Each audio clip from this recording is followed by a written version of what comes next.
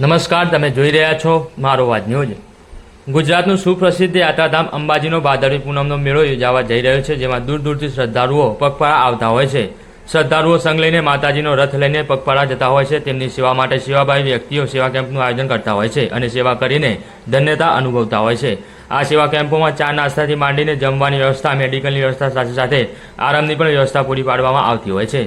મહેસાણા ખેરાલુમાં આ સેવા કેમ્પોની શરૂઆત થઈ ગઈ છે, જેમાં હજારો પગપાળા જતા યાત્રિકો સેવા કેમ્પોમાં સેવા લઈ રહ્યા છે અને યાત્રિકોને ચા નાસ્તો જમવાનું સાથે સાથે મેડિકલની સેવા આપવામાં આવે છે।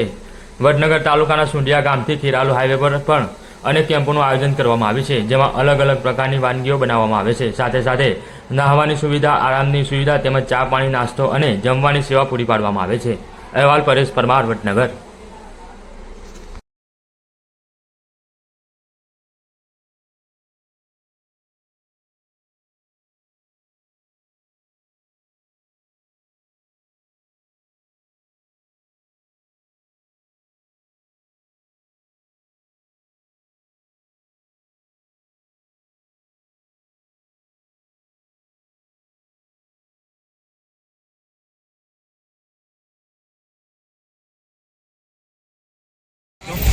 જય ભાઈ, મારું નામ શરદભાઈ પટેલ છે। હું ગાંધીનગરથી આવું છું। અમે કેશવેન્દ્રનગર યુવક મંડળ સંચાલિત આ કેમ્પ ચલાવીએ છીએ। છેલ્લા 20 વર્ષથી ચલાવીએ છીએ। પહેલાં અમે શરૂઆતમાં ખીચડી કઢીથી કેમ્પ ચાલુ કર્યો, તે આજે છેલ્લે ઢોસાના કેમ્પ સુધી આવી ગયા છે અને અત્યારે રોજના અમે 10,000 કરતો વધારે ઢોસા બનાવીએ છીએ અને સેવા કરવા માટે ખૂબ જ તત્પર છીએ। મા અંબા અમને પણ શક્તિ પૂરી પાડે અને ભક્તોને પણ આશીર્વાદ આપે, એ જ અમારી અભ્યર્થના। કેટલા સમય કેમ્પ ચાલે છે? છેલ્લા 20 વર્ષથી આ કેમ્પ ચાલે છે। ખેરાલુ અને સુંઢિયાની વચ્ચે બરાબર મધ્યમાં આવેલો કેમ્પ છે અને ખૂબ જ સરસ સેવા કરવા માટે કેટલા દિવસ ચલાવો છો? અમે 5 દિવસ ચલાવીએ છીએ। આઠમના દિવસથી ચલાવીએ છીએ। 9, 10, 11, 12 સુધી કેમ્પ ચાલે છે। મારું નામ છે ઠાકોર ભાવસંગી અમૃતજી અને આ કેમ્પ અમે પાછલા 5 વર્ષથી કરી રહ્યા છીએ। અમે એકલા નથી કરતા, અમારો આખો સુંઢિયા પરિવાર આ કરી રહ્યો છે। આ વખતે આમ તો અમે દર વખત છાશ અને પાણી રાખતા હતા, પરંતુ આ વખતે અમારા જે અમારા દાતાશ્રી તરફથી બિપિનભાઈ તરફથી આ વખતે બિપિનભાઈ પટેલ તરફથી અમને આ વખતે સફરજનનું દાન આપવામાં આવ્યું છે, એટલે એમના તરફથી અમે આ વખતે સફરજનનું પણ આજે અહીંયા યાત્રિકો આવે છે જગદંબાના, એમને અમે એનું પણ સેવા આપીએ છીએ।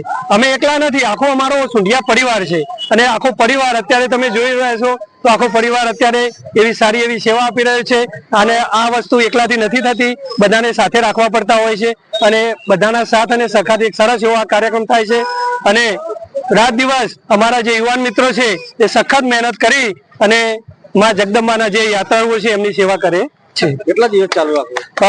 અમે લગભગ કાલે 12 સુધી આ ચાલુ રાખીશું। શું નામ આપનું? મારું નામ યોગેશભાઈ છે। આ ભાઈનું નામ નરેશભાઈ છે। આ ભાઈનું નામ જયેશભાઈ શાહ છે। આ ભાઈનું નામ રાજેશભાઈ પટેલ છે।